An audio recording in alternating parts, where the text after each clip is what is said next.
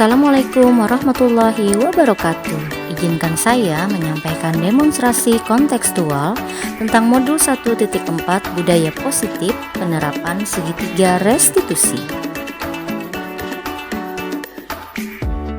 Perkenalkan, nama saya Marlina, calon guru penggerak angkatan 10 dari SDN 2 Sungai 2 Tanah Bumbu, Kalimantan Selatan.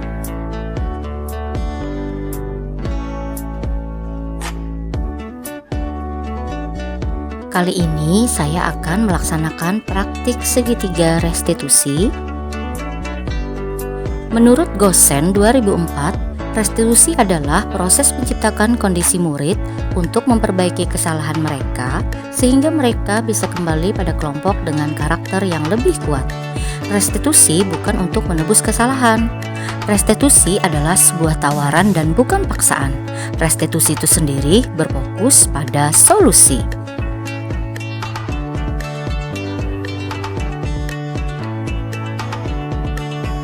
Adapun langkah-langkah daripada restitusi adalah yang pertama, menstabilkan identitas. Yang kedua yaitu validasi tindakan yang salah, dan yang ketiga adalah menanyakan keyakinan. Berikut merupakan segitiga restitusi.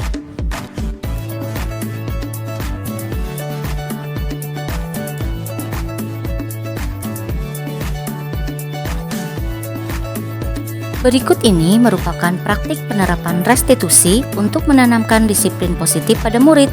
Adapun tokoh pemeran pada video ini menggunakan nama fiktif dan kejadian atau kasus merupakan settingan sebagai referensi penerapan daripada restitusi itu sendiri.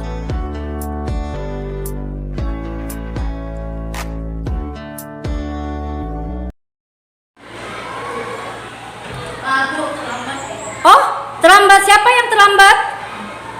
Yudhistira sama Lipianto. Oke, sini ke depan dulu sama ibu. Kenapa terlambat? Bangunnya kesiangan. Oh, bangun kesiangan. Kalau Yudhistira terlambat kenapa? Oh, karena nunggu yang ngantar. Oke, yang ngantar biasanya siapa? Bapak. Tadi bapaknya terlambat ngantar karena kerja. Berarti kerja sebentar dulu ya, absen gitu dulu ya, baru ngantar Yudhistira ya. Kalau Lipi tadi bangunnya terlambat. Ya. Tadi pagi bangunnya berapa? Bangun jam 8. Terus mandi, makan sempet. Buru-buru ya? Oh iya. Tapi mandi kan? Oke, mandi. Ini malam tadi tidur jam berapa? Jam setengah 12. Ya Allah, jam setengah 12 baru tidur. Emang yang kamu kerjain apa? Main HP. Main HP sebenarnya. Gini ya Lipi ya. Kalau Lipi kan ngerti bahwa Lipi besok turun berangkat ke sekolah pagi-pagi ya.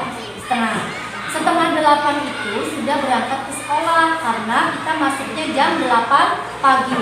Ini sudah jam setengah 9. Jam setengah 9 kita sudah belajar ya tadi ya anak-anak ya? Nah, setengah 9 loh baru turun ke sekolah.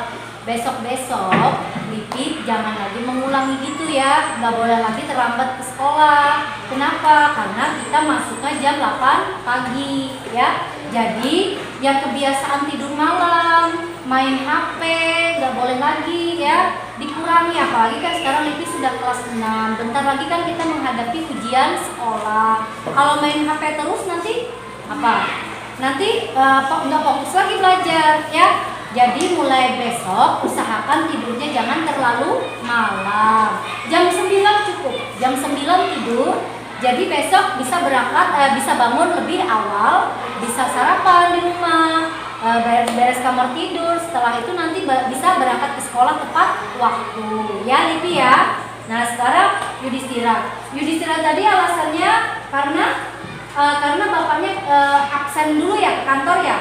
Baru pulang ke rumah baru ngantar Yudhistira gitu. Oke, ibu maklumi ya karena bapaknya kerja. Selain ada bapak di rumah ada siapa aja? Mama kerja nggak? Enggak. Terus mama nggak bisa ngantar sekolah? Sibuk ya? Oh iya, gini aja ya. Besok kan bapaknya kerja pagi nih. Nah, Yudhistira nanti ngomong sama mama di rumah ya. Nanti ngomong sama mama di rumah, "Ma, antar Yudhistira Yudhistira mah? Kemarin Yudhistira telat masuk kelas. Enggak dimarahin ibu guru, cuman dikasih tahu ibu guru kalau Yudhistira bisa diantar oleh mama ya. Nah, di rumah ada adik ya? Ada adik, berarti mama jaga adik. Adiknya umur berapa? Setahun 6 bulan, setahun setengah. Tapi bisa digendong mama kan kalau ngantar Yudhistira kan? Oke. Nah, gini aja, nanti minta tolong sama mama ya, antar Yudhistira dulu ke sekolah ya. Misalnya dedeknya nangis, dedeknya digendong aja sama mamanya pakai gendongan monyet itu kan bisa di depan ya. Nah, itu bisa dipakai. Jadi Yudhistira nggak telat pagi ke sekolah, jadi nggak usah lagi mengharapkan ayah yang kerjanya pagi. Oke, jangan lagi diulangi ya. Oke, janji solusinya tadi solusinya Lipi tidur lebih awal, kurangi main HP, jadi besok bisa berangkat lebih awal ke sekolah.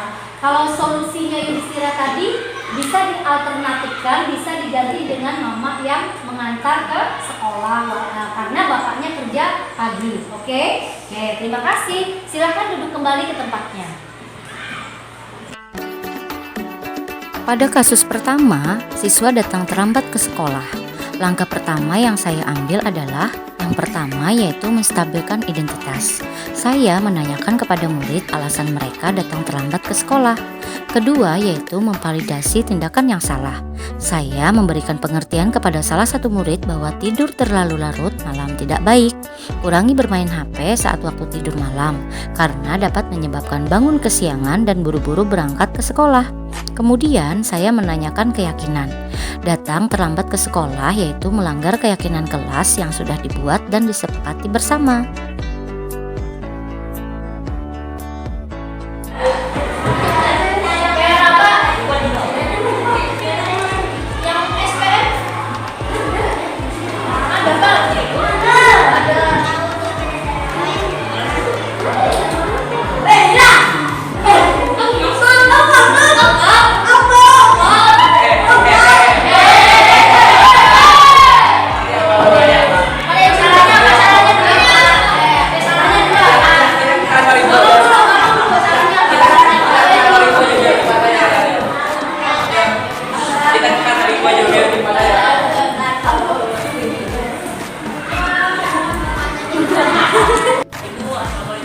Iya, waalaikumsalam. Kenapa?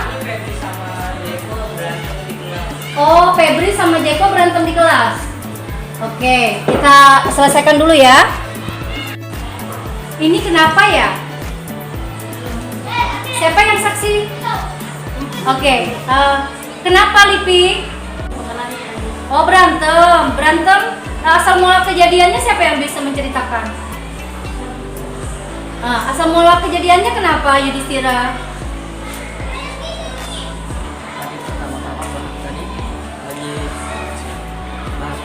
Bahas PR. Terus Jeko ini bilang kalau Febri ini hitam. Jeko bilangin Febri hitam. Nah, terus Febri nggak terima. Febri nggak terima. Terus berantem gitu ya? Terus berantem. Ini Jeko, kenapa Jeko jadi ngomongin Febri hitam? Itu sama membuli loh. Kenapa? Bercanda aja ya tadi ya? Bercanda aja. Asal muasalnya seperti apa sih Jeko? Ibu mau dengar dari Jeko?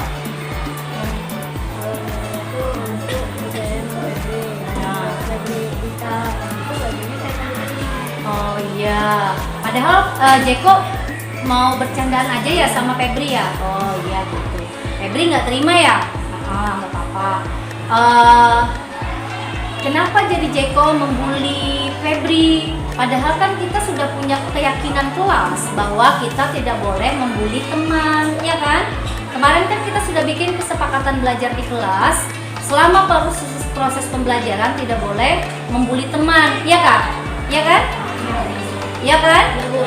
Nah, tuh kalian sudah tahu bahwa kalian tidak boleh membuli teman. Nah, maksud ibu, kalau kalian sudah tahu bahwa kalian tidak boleh membuli teman, kalian Jeko nggak boleh ngomong seperti itu walaupun hanya bercanda, ya, walaupun hanya bercanda. Gini ya Jeko ya, perkataan itu kan Kalau kita mengata-ngatai teman yang lain tersakiti tidak? Tersakiti kan? Nah, Jeko sama Febri, Jeko kan sudah tahu bahwa perkataan itu adalah mulutmu harimaumu, ya kan? Jika kita berkata yang tidak baik dengan teman, teman akan merasa tersakiti walaupun kata-kata kita hanya bercanda, ya kan Jeko ya? Nah, terus ibu minta mulai sekarang Jeko berjanji tidak boleh lagi membuli teman ya. Oke, tidak boleh lagi membuli teman. Untuk Kevin sama Tirta silakan masuk kelas dulu biar ibu yang bicara sama Jeko dan Febri ya. Oke, silakan masuk kelas dulu ya. Oke. Belajar masuk kelas dulu, ibu sebentar ya meluruskan masalah Jeko sama Febri ya. Ya. Nah, Jeko mulai dari sekarang berjanji ya sama ibu, karena kita kan punya keyakinan kelas, kesepakatan belajar kalau kita tidak boleh membuli teman selama proses pembelajaran, iya kan? Dimanapun Jeko, gak boleh gitu ya. Oke, jadi mulai dari sekarang Jeko nggak akan lagi membuli teman, oke? Febri tadi marah sekali ya, jadi berantem sama Jeko. Ibu paham, gini aja Febri ya, walaupun kita marah sama teman, alangkah baiknya kita kontrol emosi kita ya, emosi kita dikontrol. Kenapa ibu nyuruh mengontrol? Supaya emosi tersebut tidak berkelanjutan. Akhirnya kalau berkelanjutan kan otomatis nanti berantem. Kenapa Febri tidak mengambil langkah seperti ini? Seandainya Febri dibully oleh Jeko, Febri lapor ke ibu, karena kan kita punya keyakinan kelas, punya kesepakatan belajar ya. Jadi maksud ibu besok-besok kalau misalnya ada yang membuli Febri, entah siapapun, jangan diambil hati dulu ya, laporkan sama ibu. Jadi ibu nanti yang memanggil teman yang membuli Febri, oke? Sekarang Febri amarahnya sudah reda belum? Sudah reda ya. Oke, sekarang tadi kan Jeko yang bersalah pada Febri ya. Oke, mengakui kesalahan tidak? Mengakui. Kira-kira kalau misalnya Jeko bersalah, apa yang Jeko lakukan? Meminta maaf. Oke, meminta maaf. Nah, sekarang ibu tanya ke Febri, Jeko kan sekarang sudah meminta maaf. Apakah yang dilakukan oleh Febri seandainya Jeko sudah meminta maaf? Memaafkan, oke, tepuk tangan dulu, memaafkan ya. Jadi Febri memaafkan Jeko yang sudah membuli Febri, mengata-ngatai Febri hitam gitu ya. Besok-besok Jeko nggak boleh lagi berbuat seperti itu, oke? Bisa berjanji sama ibu? Janji ya, janji nggak akan mengulangi perbuatan yang sama, yaitu membuli teman. Itu bisa memicu perkelahian. Seperti di kelas tadi kan kalian jadi berantem akhirnya, ya nggak? Kalian kan satu kelas, nggak boleh berantem. Apalagi sekarang sudah kelas 6 loh, bentar lagi kita ujian.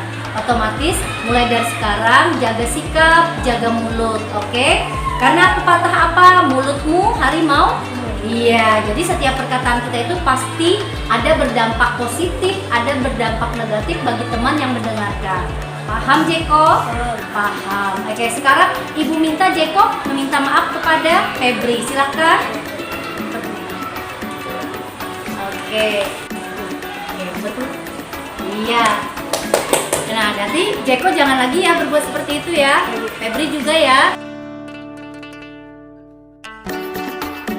Pada kasus kedua, yaitu siswa membuli teman sekelasnya. Langkah-langkah yang saya ambil yaitu yang pertama yaitu menstabilkan identitas. Saya menanyakan kepada murid apa yang sudah terjadi saat jam istirahat. Kemudian memvalidasi tindakan yang salah.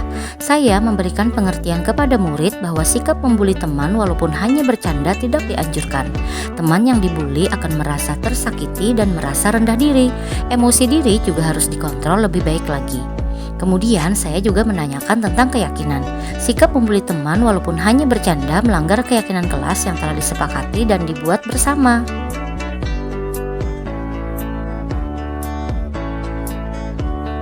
Kesimpulan dari dua kasus tersebut yaitu penanganan kasus yang dilakukan oleh guru dengan menggunakan pendekatan segitiga restitusi diharapkan dapat mempromosikan dirinya sebagai manajer dengan mengajukan pertanyaan-pertanyaan bermakna yang membuat murid menjadi lebih mandiri, percaya diri, dan bertanggung jawab.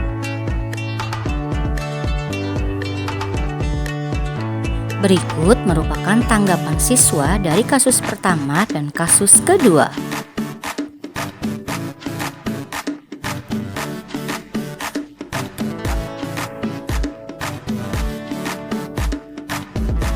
Assalamualaikum warahmatullahi wabarakatuh. Saya sangat senang sekali karena Ibu Martina memberikan pengertian kepada saya agar tidak terlalu larut malam atau bermain HP sampai tengah malam yang menyebabkan saya terlambat pagi dan telat sampai ke sekolah. Terima kasih Ibu Martina telah mengingatkan saya berjanji dan berusaha tidak akan mengulanginya lagi.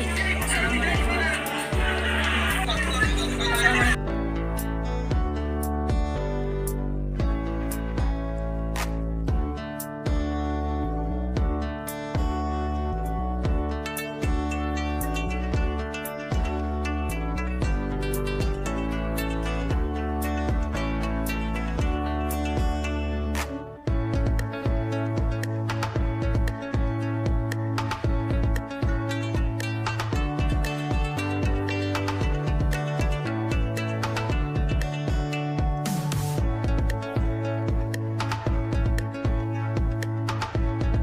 Assalamualaikum warahmatullahi wabarakatuh. Terima kasih kepada Ibu Marlina karena telah mengajarkan saya bahwa memilih teman adalah perbuatan yang tidak baik. Saya sadar bahwa di kelas saya harus bersikap saling menghormati dan saling menghargai sesama teman agar menghindari perselisihan atau perkelahian. Saya berusaha, saya tidak akan mengulanginya lagi. Semangat Ibu Marlina. Wassalamualaikum warahmatullahi wabarakatuh.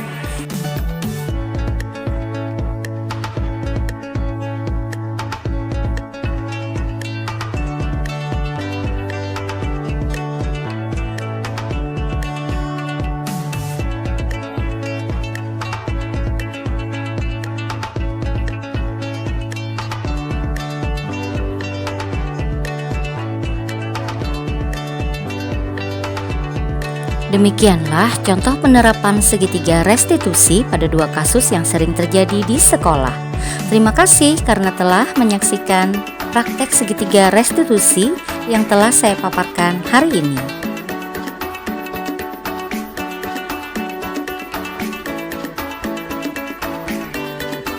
Salam guru penggerak, tergerak, bergerak, menggerakkan. Salam budaya, salam guru hebat.